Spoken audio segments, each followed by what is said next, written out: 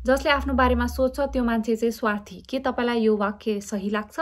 मलाई चाहिँ पुरै सही लाग्दैन र यसलाई चाहिँ म अलिकति मोडिफिकेसन गर्न चाहन्छु। र मेरो विचारमा चाहिँ स्वार्थी भनेको चाहिँ त्यो मान्छे जसले चाहिँ अरूको नराम्रो चिताउँदै अरूलाई हुन्छ नि नराम्रो गरेर आफ्नो राम्रो चाहन्छ भने चाहिँ त्यो मान्छे चाहिँ स्वार्थी हो। र एउटा मिसअन्डरस्ट्यान्डिङ के छ भनेदेखि सेल्फ लभ भनेको चाहिँ सेल्फिस हो र जसले आफूलाई माया गर्छ, आफूलाई चाहिँ पहिलो स्थानमा राख्छ, उनीहरू चाहिँ सबैजना स्वार्थी भनेर।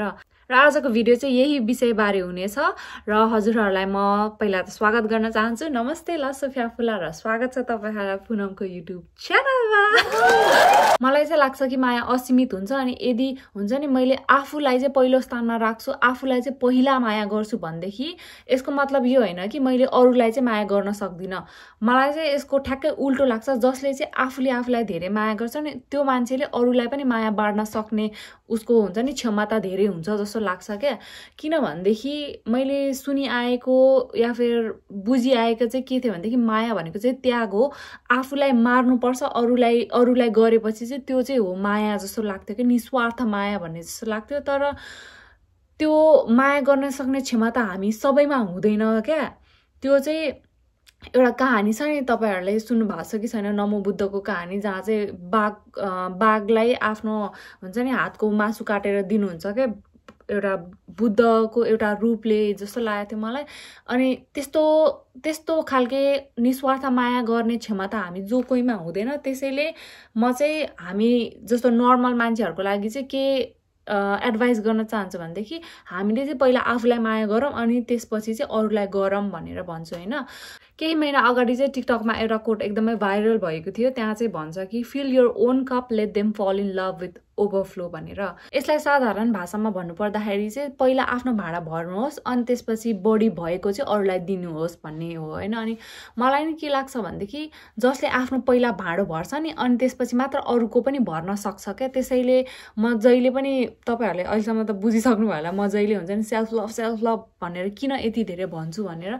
किनकि म आफैमा पनि देख्छु कि जब म खुसी हुन्छ नि तब मैले अरूलाई पनि खुसी दिन सक्छु के। यदि मलाई रिस उठेको छ भने मैले अरूलाई पनि रिस नै दिन्छु। यसो भन्दाखेरि मलाई एउटा घटना याद आयो र त्यो चाहिँ हो जब म क्लास 10 मा थिएँ अनि मलाई चाहिँ मेरो इङ्ग्लिस टिचरले एउटा क्वेसन सोध्नु भएको थियो, प्रश्न गर्नुभएको थियो कि तिमीले यदि कागती निचार्छौ भने कस्तो रस आउँछ अरे के। अनि कागतीको रस अमिलो आउँछ र सुन्तला निचार्यो भने कस्तो आउँछ, सुन्तलाको रस अर्कै खालके हुन्छ हैन। यो कुराको मुख्य तात्पर्य भनेको चाहिँ हामी भित्र जे हुन्छ हामीले अरूलाई पनि त्यही दिन सक्छौं भन्ने हो। र म के पनि थप्न चाहन्छु भनेदेखि हामी फलफुल हैनौ। केराले सुन्तला बन्छु भन्दा बन्न सक्दैन, तर हामीले त चेन्ज गर्न सक्छौं नि त, हामीले त चुज गर्न सक्छौं नि त। त्यसैले आफू भित्र नै एकदमै धेरै माया दिम र त्यो माया अरूलाई पनि बाडौं। र यति भन्दै म आजको भिडियो चाहिँ एन्ड गर्न चाहन्छु र तपाईहरुलाई पनि धेरै धेरै माया मबाट र धेरै धेरै धन्यवाद। तपाईहरुले मलाई हुन्छ नि मेरो भिडियो हेरेर सपोर्ट गर्नुहुन्छ। I am very grateful for that. अनि भिडियो कस्तो लाग्यो भनेर कमेन्टमा विचार भनिदिनु होला। It really means a lot to me. अनि लाइक गरिदिनु होला मन परेमा, अनि त्यसपछि साथीभाइमा सेयर गर्नु होला, अनि मेरो च्यानललाई सब्स्क्राइब गरिदिनु होला, अनि आफ्नो ख्याल राख्नु होला, आफ्नो भाँडा भर्नु होला, अनि अरूलाई पनि माया दिनु होला। And that's it. Bye bye.